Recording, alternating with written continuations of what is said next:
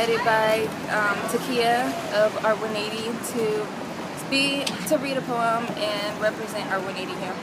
I'm in a lot of Art 180 programs, and I take a lot of variety in my programs. And a few weeks ago, we also had a poetry workshop, so I think that also helped influence the decision. I've been taking writing classes since I was 7 with Richmond writers. It's really great to go there and be surrounded by people who have the same gift as you do. The Style magazine, my girlfriend found it. Style magazine. Yeah. Why did she think that would be good for you? I love this thing, and I'm trying to get out there for myself.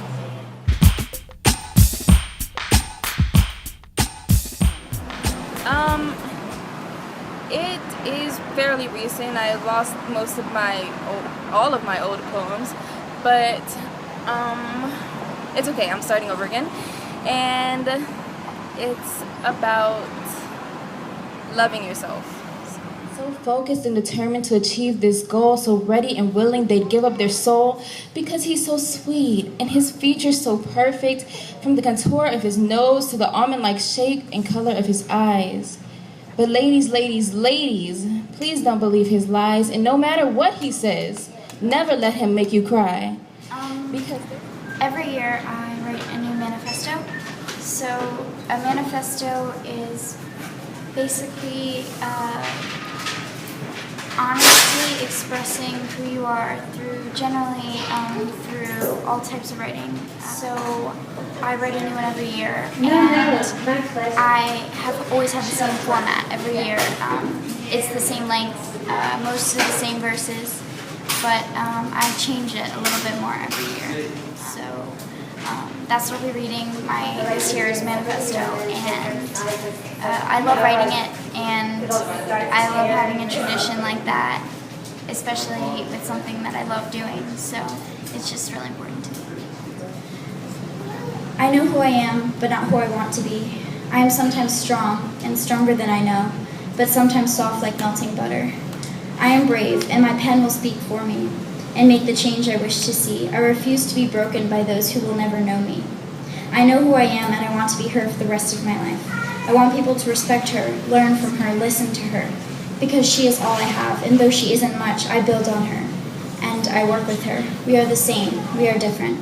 I'm reading a poem, an original poem from my dad, and he doesn't know it yet. This is an original poem called Daddy's Little Girl. Nails done, hair done, everything did. Rising senior, dual enrollment, yes, my head's getting big. The apple of my father's eye, and he's the center of my world. So I want to tell you all the reasons why I can see myself as Daddy's little girl. I am my father's twin. You see, it's all in the face. But I get my character from him as well. Things like my wisdom, style, and grace. People consider my dad a street man, but he's definitely book smart. He makes life seem so simple, like it's a form of art. My daddy's a hustler, and don't you dare get it twisted, because he doesn't run the streets. No, he handles business. Yeah, actually I'm working on a book, and I would like to get it published before high school ends, but it doesn't look like that will happen. Well, it's about this girl, and she lives in a dystopic society, and basically some weird things start happening, and she doesn't really get affected, so I don't want to give it all away, but yeah. I love writing, but a lot of people, it's just not for them. It's not something they enjoy. It's just not something that comes naturally. And, you know, I mean, I don't understand why, but it's just opinion. So I think there is a lot to love about it. And I think it requires a certain amount of participation and a certain amount of maturity, I think, to be able to like recognize the beauty in something as, you know, something like writing. I really like writing. It's a great way to get out all the thoughts that I have in my head onto paper and just, you know, have something solid. You know? So this is something I wrote at 3 o'clock in the morning on the way to the airport. Crab apples and laundry. Those crab apples would never be ripe. Not enough time for me to wipe the sweat from my brow and reach up to harvest one in these precious 3 weeks. My mother never liked it here, the secluded place where manners and hygiene melted into the placid mountains where this cozy log cabin slept. And I wasn't quite keen on the place myself, but I loved collecting rocks and watching the neighbor's sleek black horse graze her pasture and chatting with my uncle, the toy crafter. I'm Zorro, and I'm going to be reading Poppleton, the Pill. Poppleton's friend Fillmore was sick in bed. Poppleton brought Fillmore some chicken soup. Poppleton brought Fillmore his pill. I can't take it like that, said Fillmore. You have to hide it. Hide it? Asked Poppleton. You have to hide it in my food, said Fillmore. Poppleton and Fillmore were sick in bed for 3 days. They took lots of pills. It took 27 cakes to get them down. Thank you. I don't know. I wanted to sing this song because I like this song a lot, and the song that I wrote, they're not like completely finished and all that. When I can't stop singing it over and over, then I think it's finished and I think it's good. Are you nervous? A little bit. Never mind, I'll find someone like you. I wish you nothing but the best for you too. Don't forget me, I'll beg. I remember you said sometimes it lasts in love, but sometimes it hurts instead.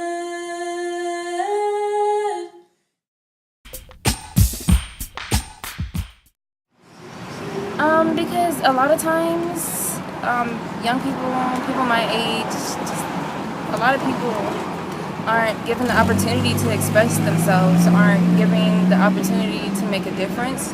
And so this allows you an opportunity to feel like you're doing something and you actually can affect somebody by doing something like this. So. Take away accidents, drugs, disease, suicide, and natural deaths. And how many deaths do you think we as humans cause every second, every minute, every hour, every day, and every month? Why do we have to go extinct? Why do we hate life so bad that we must dedicate our lives to taking it? Who gave us the right to give life or take it? We, as a country, as a race, use our lives to play God every day. What are we going to do when it all stops, when we run out of time? Death already comes for us naturally. We become ignorant to that fact, and in fact, our ignorance almost always leads to our deaths. So in turn, doesn't that make ignorance natural? Naturally, we would decline that and say ignorance is a human trait. But you're not born ignorant. The doctor doesn't get you out of your mother's womb and say, this one's ignorance level is 7. No. He smacks you on your behind to make sure you're okay, which to me seems in itself. Well, I feel like a lot of people think that young writers are kind of, they can't write as well as older people and they can't have opinions or they can't talk about difficult subjects when it's almost completely the opposite. I mean, being a young person and expressing your emotions on a subject or talking about an issue is almost the most important thing because it makes older people realize that if it's an issue for younger people, then it should be an issue for older people as well. And it's just super important that everyone gets their stuff out there. An open letter to society. You put me in a box as closed as your mind, even when you know we're running out of time. I'm sick of your racial profiling. Everyone is dying. It's 2015 and men yell when I wear a skirt when teenage boys can't be bothered to put on a shirt. Queer kids aren't respected. Genders and sexualities aren't accepted. I'm sick and tired of being neglected. I get it, you aren't perfect, but your rules are rejected. I refuse to be socially connected. Thank you. After dinner, we all went to bed in silence. Dad laid down in bed that night, feeling disappointed in himself. He remembered when he had had a dream, and his father had pushed him into the family business of fixing and making bikes. He remembered an almost identical conversation he had had with his father when he was a teenager. He realized he wanted more for Sam than to have a dream deferred. He'd find a way to get by without Sam's help. He slowly got out of bed to tell Sam he could enter and train for the race after all. I think it's a good way for us to express ourselves in an outlet with other teenagers and people our age. because you can't really do that in school. It's not really like an area for that to happen. I feel like it's a great way to express yourself and maybe calm yourself down sometimes. A wave whispers through the speckled shore, seeping back with sorrows, dotted along its dark green backdrop, washing against the opposite shore, only to seep back, carrying mournful tales between its patterned format, always leaving behind the pleasures, floating in the center, experienced only when drifting yourself. Yet they sank, if not used, causing the water to glimmer with the lost excitement, sunk beyond the murky treasure of the severed lake. Seldom known their lives were done, without so much as a whispered goodbye, never heard by those above the surface of the lake. It's like an escape. You need that? Young people need escape? Yeah. Why do you think? Reading or writing. Life is stressful. Life is stressful. In 3 months, I'll forget you, but it's been 2 weeks and you're still fresh in my mind. I don't even want this, because feelings are hard to deal with and I already feel too much. But you don't even care, and maybe that's a good thing, because I shouldn't care about you either. It doesn't make sense at all, because I might shed tears over you now, but soon you won't matter to me. Because love is such a temporary thing, and this isn't even love. This is just me being a fool.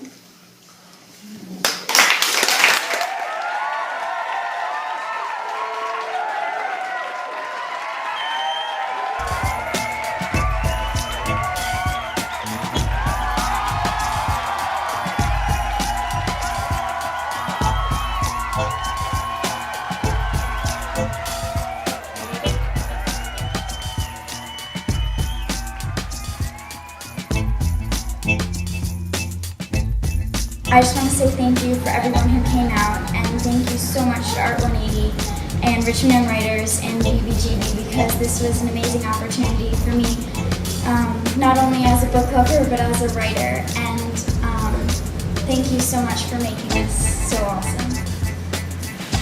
I'm going to read